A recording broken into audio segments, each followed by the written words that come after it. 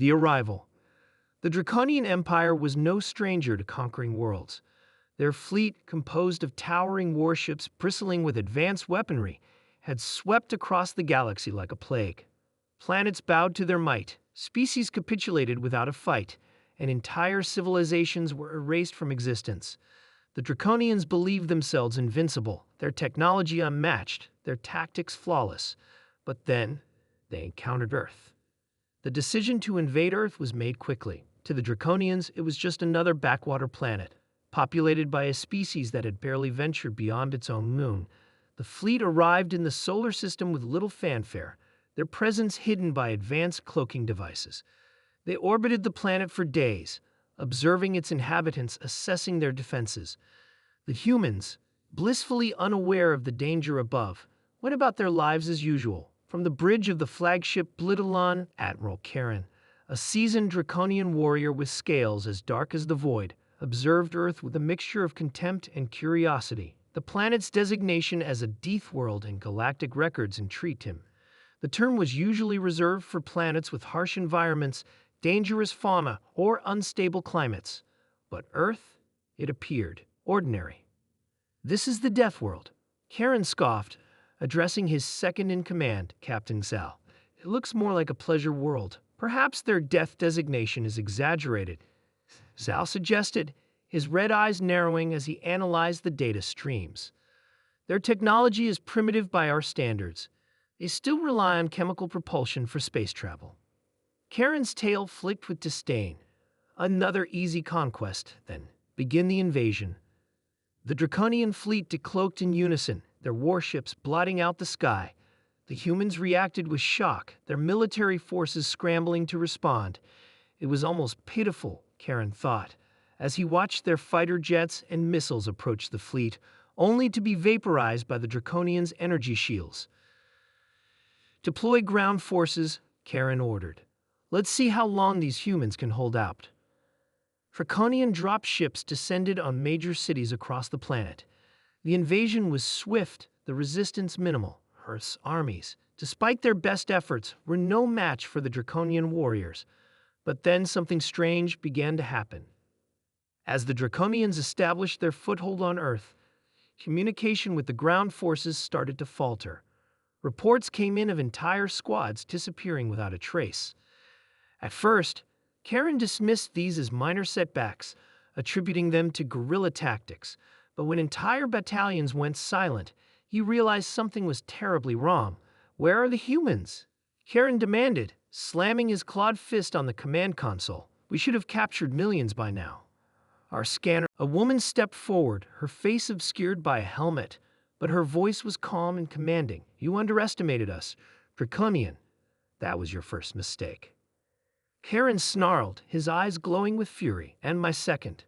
The woman raised her weapon, a high-caliber rifle that hummed with energy. Coming to Earth. A single shot rang out, and the world went black for Admiral Karen. He resistance unleashed. Karen awoke to pain. His vision blurred. He struggled to piece together what had happened. He was in a dark, cold chamber, his limbs restrained by energy cuffs. The oppressive silence of the room was broken only by the hum of the cuffs and the steady drip of water from somewhere in the shadows. He tried to move. His body screamed in protest. Wounds from the battle throbbed with a dull ache. "Welcome back," a voice said, cold and clinical. Karen's eyes snapped open fully, focusing on the figure standing before him. It was the woman from the forest, now without her helmet. Her face was sharp, with a no-nonsense expression that spoke of countless battles. Her dark hair was tied back, revealing a small scar above her eyebrow, a mark of a warrior. "Who are you?" Karen demanded, his voice a low growl. He strained against his restraints, but they held firm, the energy fields crackling with every movement. The woman stepped closer, her eyes studying him with a mixture of curiosity and disdain. "Captain Sarah Vaughn, Earth Defense Forces. You're in what's left of Chicago if you're curious. Though by the time we're done with you, you'll wish you weren't." Karen bared his teeth, anger bubbling beneath his scales. "You think this little resistance of yours will stop the Draconian Empire? We will crush you like insects." Sarah smirked, unfazed by his threat. You've already failed, Admiral. Your fleet is cut off from your ground forces, and your soldiers are being hunted down as we speak. You underestimated us. That was your second mistake. Karen's eyes narrowed. And my third? Sarah's smirk faded, replaced by a steely resolve, coming to Earth. She turned to leave, but Karen's voice stopped her. Your technology is primitive. How are you doing this? Sarah paused, her back still turned to him. Humans are adaptable, resourceful. You saw us as a weak species, easy to conquer. But you forgot one thing. Karen's tail flicked with irritation. And what is that? She turned to face him again, her eyes hard. We're survivors. With that, she left the room, the heavy door sealing shut behind her. Karen was left alone with his thoughts, the reality of his situation sinking in. His fleet was stranded, his soldiers were being picked off one by one, and he was their prisoner. For the first time in his long military career, Karen felt a sliver of fear. Meanwhile, across the globe, the human resistance was gaining momentum. The initial shock of the invasion had worn off, replaced by a fierce determination to fight back. Sarah and her team, part of a specialized unit trained for guerrilla warfare, had taken the lead in organizing the resistance. Using underground networks, they coordinated strikes on Draconian positions, exploiting the aliens' unfamiliarity with Earth's terrain and weather. In the humid jungles of the Amazon, Draconian patrols were ambushed by human snipers who blended seamlessly into the foliage. In the icy wilderness of Siberia, entire Draconian squads vanished without a trace, victims of traps laid by human hunters. In the urban labyrinths of cities like Tokyo and New York, the Draconians found themselves outmaneuvered at every turn, their advanced technology rendered useless in the face of human ingenuity. The Draconians had expected a quick victory, but the humans had turned the tables. For every city the Draconians managed to occupy, 3 more rose up in rebellion. The humans communicated through encrypted channels, using the very satellites the Draconians had intended to disable.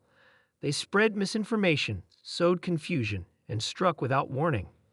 Sarah led one of the most daring operations yet, a mission to take out the Draconian command center. In what was left of Washington, D.C., the city had been heavily bombarded, its monuments reduced to rubble, but beneath the ruins, the Draconians had set up a fortified base. It was there that Karen had planned to oversee the final stages of Earth's subjugation. The tide turns. Sarah's team moved with deadly precision through the ruins of Washington, D.C., their every step calculated, their every move silent. The once glorious capital was now a wasteland, its iconic landmarks crumbled under the Draconian bombardment. But to the humans, this devastation was more than just a tragedy. It was fuel for their determination to fight back. The mission was simple in its brutality: infiltrate the Draconian command center, disable their communications, and take out as many of the invaders as possible. It was a suicide mission, and everyone on the team knew it. But that didn't matter. What mattered was making the Draconians pay for every inch of ground they had taken, for every life they had destroyed. Sarah led the way, her rifle at the ready, eyes scanning the darkness. The Draconian command center was a towering structure of alien design, its surface bristling with sensors and weapons. It loomed over the city like a dark obelisk, a symbol of the invaders' dominance. But Sarah had studied its defenses, learned its weaknesses. She knew where to strike. Team ready, she whispered into her comms, her voice steady despite the tension in the air. Ready came the responses from her team members, each of them positioned at key entry points around the base. Sarah took a deep breath. On my mark, go. They moved as one, slipping through the shadows and bypassing the outer defenses with ease. The Draconians had grown complacent, underestimating the humans once again.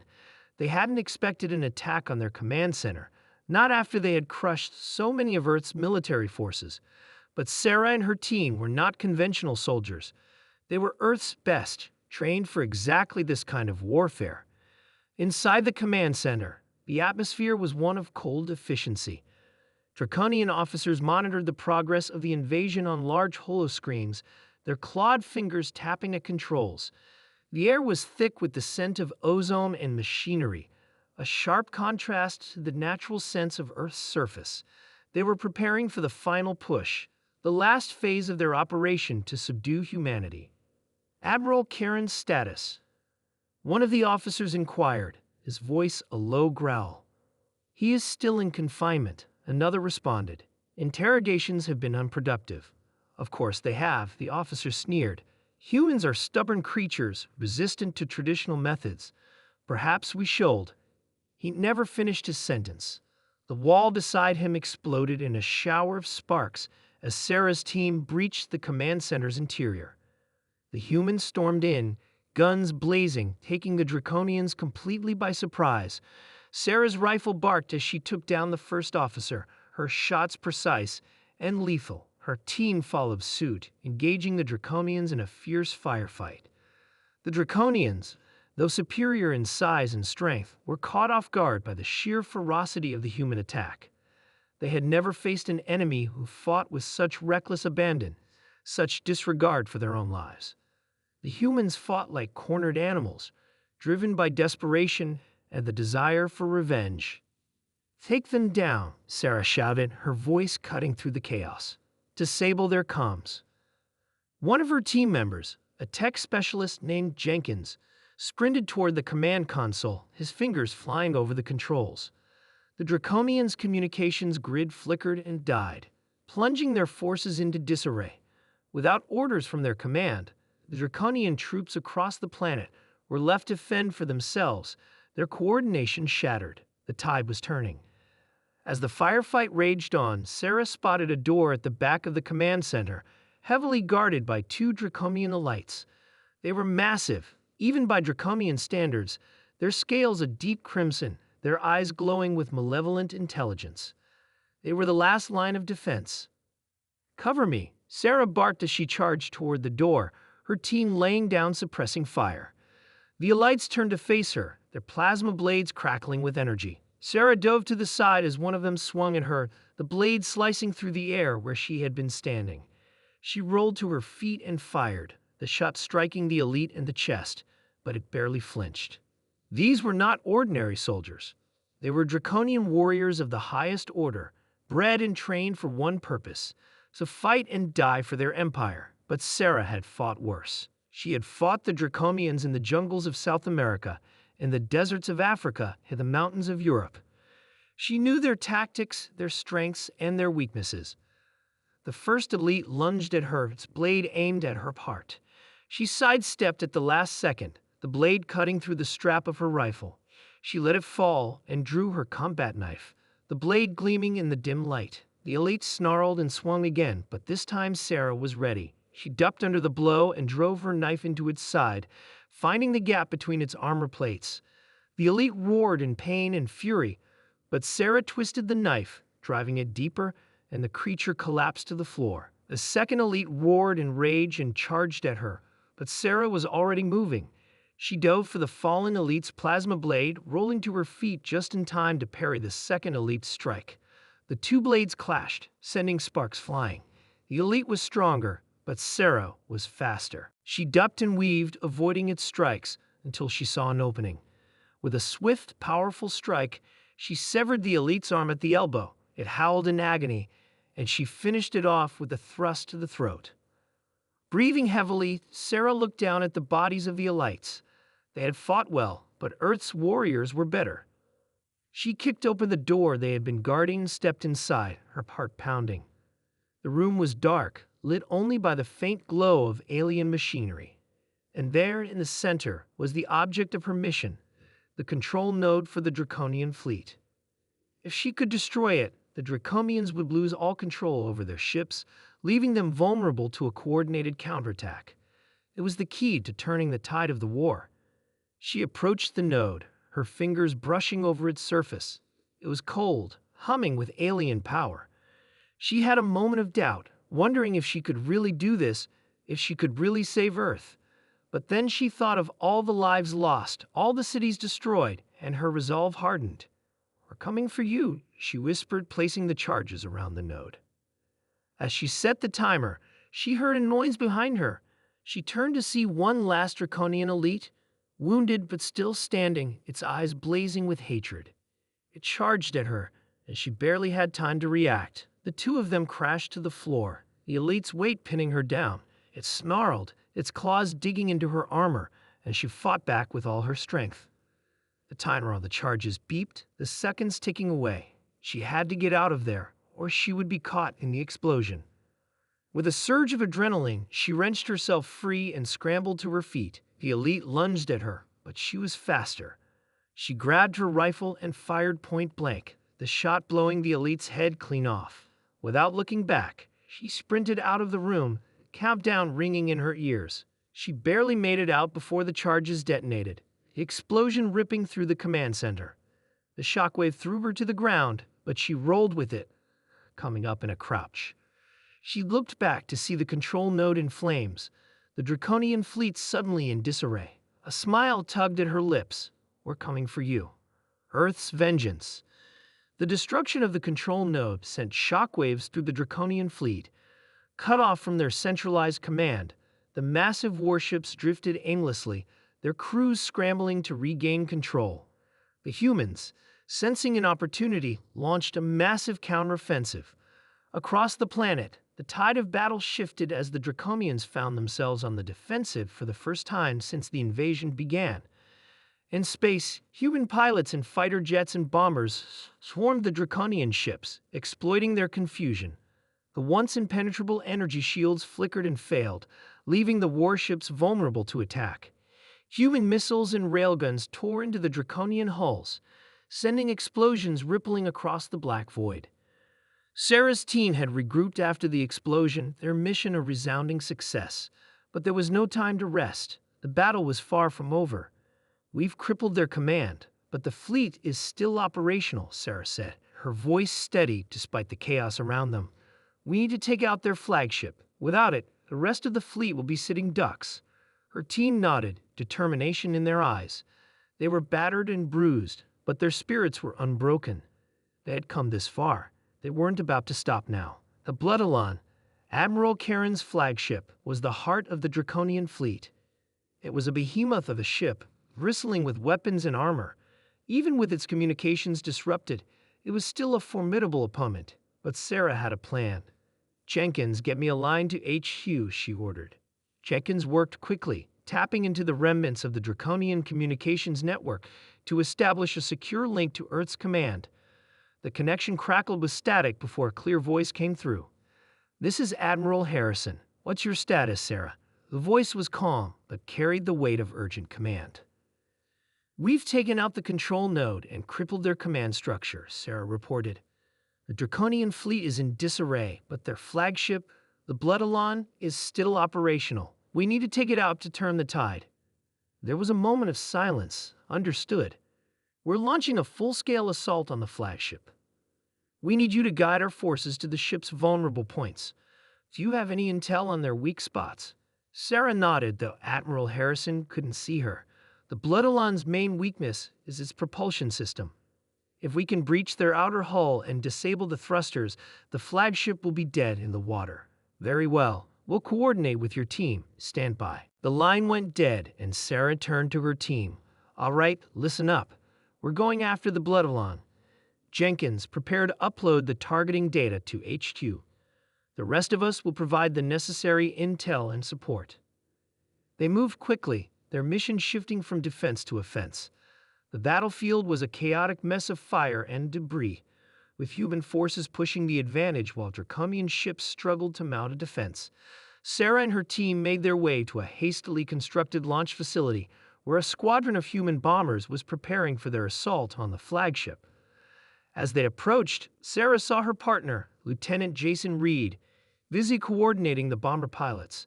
His eyes lit up when he saw her. "Sarah, I didn't think I'd see you again."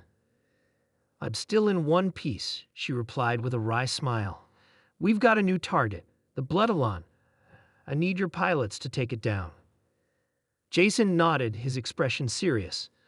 "We're ready. Just give us the coordinates."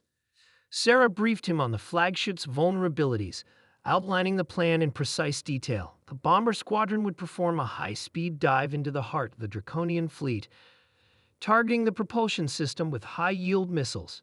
Sarah and her team would provide cover, taking out any Draconian fighters that attempted to intercept the bombers.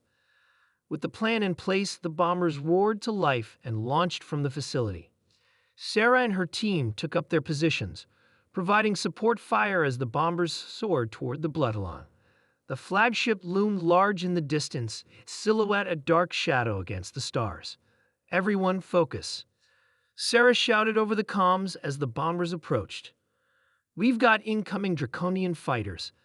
Let's make sure they don't reach our squadron. The space around them erupted in a dazzling display of firepower as human and Draconian ships engaged in a fierce dogfight. The bomber pilots maneuvered with expert precision, weaving through the chaos as they closed in on the flagship. Sarah's team fought valiantly, their guns blazing as they cut through the Draconian fighters. The ship's defenses were formidable, but the humans have the element of surprise and the advantage of coordination. Sarah spotted a group of Draconian fighters making a beeline for the bombers and quickly took them out, ensuring the way was clear for the bombers to strike. The bombers reached the Bloodalon and launched their payload. The missiles streaked through the void, striking the flagship with devastating force. The propulsion system erupted in a massive explosion, sending shockwaves rippling through the ship. The Bloodalon shuddered, its engines failing, and it began to drift uncontrollably. The human forces cheered as the flagship's massive silhouette grew dim, its lights flickering and fading. The flagship was now a floating hulk, its power and defenses crippled. Sarah exhaled in relief, her heart pounding. We did it. The flagship is down, but the battle was far from over. The Draconian fleet, though in disarray, still had the capability to fight back. The human forces pressed their advantage, launching a final decisive assault on the remaining Draconian ships. It was a brutal and intense engagement, but the Draconians were now demoralized and scattered. As the battle drew to a close, Sarah's team regrouped, their mission a success. The Draconian fleet had been decimated, and Earth's forces had secured a crucial victory, but there was still much to be done. The invasion had caused untold damage, and the war was far from over. Sarah and Jason found a moment to catch their breath, the weight of the day's events settling over them. The destruction had been immense, but so had their triumph. You did good today, Jason said, his voice filled with admiration. So did you, Sarah replied, her eyes meeting his. We make a pretty good team. Jason smiled, his gaze softening. Yeah, we do. As they stood together, the remnants of the battle fading into the distance, Sarah couldn't help but feel a glimmer of hope. They had fought hard, faced overwhelming odds, and emerged victorious. And while the war was not yet over, they had proven something fundamental, that humanity was not to be underestimated. The dawn of a new era. The aftermath of the battle was a scene of both devastation and hope. The Draconian fleet had been shattered, their invasion plans thwarted, but the cost had been high. Cities lay in ruins, and countless lives had been lost. Yet amid the wreckage, humanity stood tall, their spirit unbroken. In the heart of what was once Washington, D.C., a temporary command center had been established. Sarah, Jason, and their team were among the first to return, their faces marked by exhaustion but also by the fierce pride of their accomplishment. Admiral Harrison greeted them with a solemn nod. You've done something remarkable today. The loss of the Bloodalon and the disruption of the Draconian command structure have turned the tide of this war. The Draconians are retreating and Earth is beginning to recover. Sarah nodded, her gaze sweeping over the wreckage of the city. It's a victory, but it's not the end. There's still a lot of work to be done. Harrison agreed. Indeed. We'll need to rebuild and fortify our defenses, and we must prepare for any future threats. But for now, let's take a moment to recognize the incredible bravery and sacrifice of our people. Sarah glanced at Jason, her heart swelling with both pride and affection. They had fought side by side through the chaos, their bond forged in the crucible of battle. There was a quiet understanding between them, a shared sense of purpose that went beyond words. As the sun began to rise over the horizon, casting a soft light over the war-torn landscape, Sarah and Jason walked together through the debris. The destruction was vast, but so was their hope for the future. They had faced the ultimate challenge and emerged victorious, and they knew that whatever came next, they would face it together. The war had changed them all, but it had also shown them the strength of the human spirit. The Draconians had underestimated humanity, and that had been their fatal mistake. The dawn of a new era was upon them, one in which humanity would rise from the ashes of destruction and rebuild stronger than ever before. Sarah and Jason stood side by side, watching as the first rays of sunlight touched the remnants of their city. The road ahead would be long and difficult, but they were ready. They had proven that Earth was not just a Deathworld. It was a world of resilience, courage, and hope. And as the sun rose higher, illuminating a world scared but unbroken, Sarah knew that the future was theirs to shape. Together, they would rebuild, they would heal, and they would ensure that humanity's legacy was one of strength and determination. The war was over for now, but the story of Earth's defiance, bravery, and eventual triumph would be remembered for generations to come. And as Sarah and Jason looked toward that future, they knew that whatever challenges lay ahead, they would face them with the same unyielding spirit that had seen them through the darkest of times. In the end, the Draconians had learned a valuable lesson. Earth was not a world to be taken lightly, and humanity, despite its struggles, had proven that it was a force to be reckoned with, a force capable of turning the tide and securing its place among the stars.